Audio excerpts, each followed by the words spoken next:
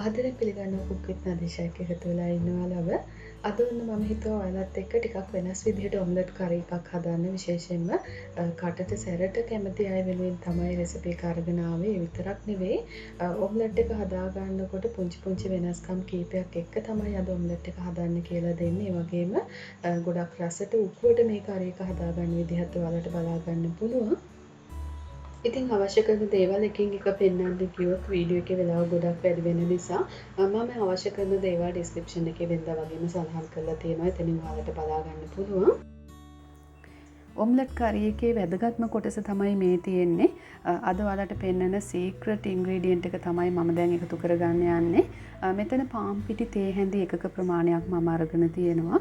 ඒ වගේම දැන් කිරි මේස හැඳි එකමාරක් වගේ බොහොම පොඩි ප්‍රමාණයක් අරගෙන තියෙනවා.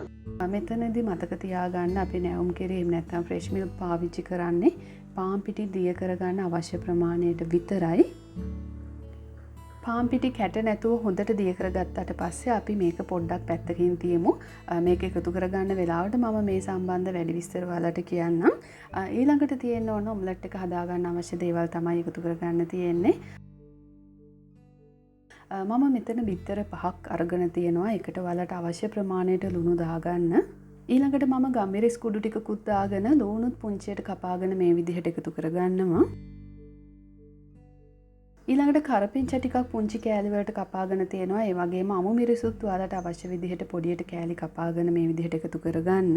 අන්තිමට තක්කාලි ටිකකුත් පුංචියට කපලා එකතු කරගත්තට පස්සේ දැන් ඔන්න කලින් දිය කරගත්ත පාන් පිටි සහ නැවුම් කිරි මිශ්‍රණය මම මෙතනදී එකතු කරගන්නවා. ඉතින් මේකෙන් ඇත්තටම ඔම්ලට් එකේ ලොකු වෙනසක් ඔයාලට බලා ගන්න පුළුවන්. කරි එක හදාගත්තට පස්සෙත් ඔම්ලට් කෑලි පොඩි කෑලි වලට කැඩෙන්නේ නැතුව ලස්සනට ඒ විදිහටම කරි එක හදාගන්න මේක ඇත්තටම උදව්වක් වෙනවා. ඉතින් පාන් පිටි ටික වතුරෙන් දිය කරලා එකතු කරගන්නවට වැඩිය නැවුම් කිරි පාවිච්චි කරන එකෙන් අමතර රසයකුත් එකතු වෙනවා.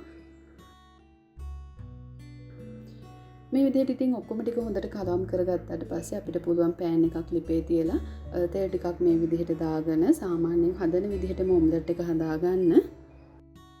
ඔම්ලට් එක හදාගන්න විදිහ වැඩි වෙලා ගන්න නැතුව අපි ඉක්මනටම බලමු.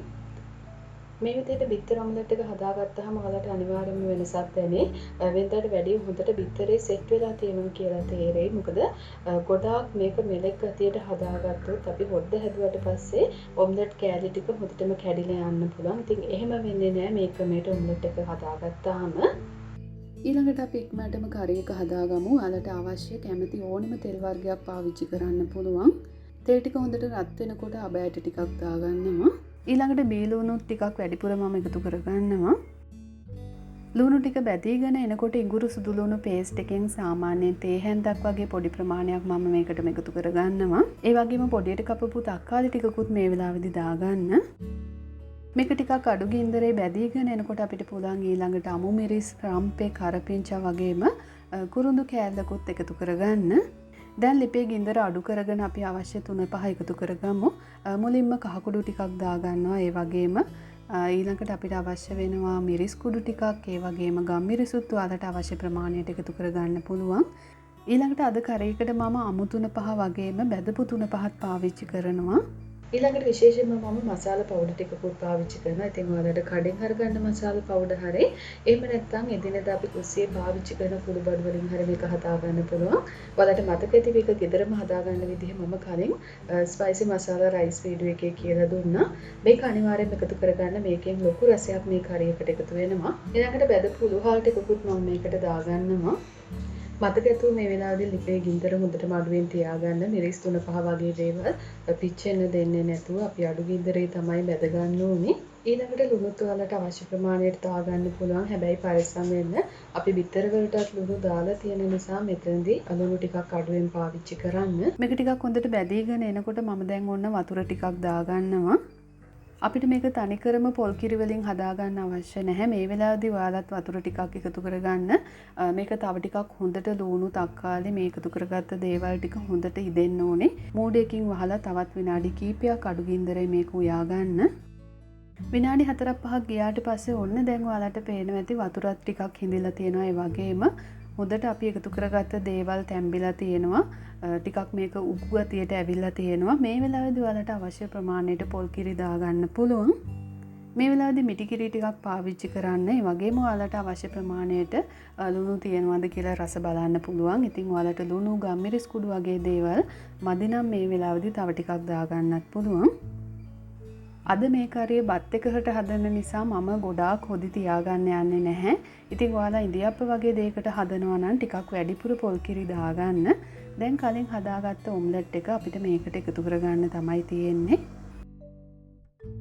දැන් මේ විදිහට පොඩ්ඩක් කලවම් කරගෙන ආයෙමත් මේක විනාඩි කිහිපයක් අඩු ගින්දරේ තියාගන්න ඕනේ. ගින්දර නම් වැඩි කරගන්න එපා. හොද්ද ඉක්මනට හිඳෙන්න පුළුවන්. ඒ වගේම ඔම්ලට් එකට අපි හදාගත්ත කරි එකේ රස එකතු වෙන්න ඕනි. ඉතින් ඒ නිසා බිත්තර ටික දාගත්ත ගමන්ම ලිප් ඔෆ් කරගන්නේ නැහැ. මේ විදිහට විනාඩි කිහිපයක් හොඳට හොද්ද උතුරනකම් තියාගන්න ඕනේ. ඉතින් ඔන්න ඔයාලටත් පුළුවන් මේ විදිහට කටට සැරට ඔම්ලට් කරි එකක් හදාගන්න. විශේෂයෙන් මස් මාළු නැති වෙලාවට ඔයාලට හරිම ලේසියෙන් හදාගන්න පුළුවන් විදිහට තමයි කියලා දුන්නේ.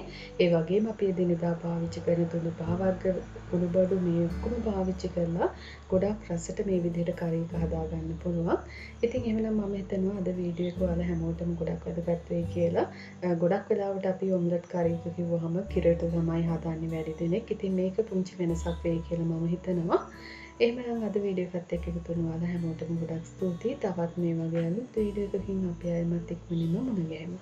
ඔයාලා හැමෝටම සුබ දවසක්.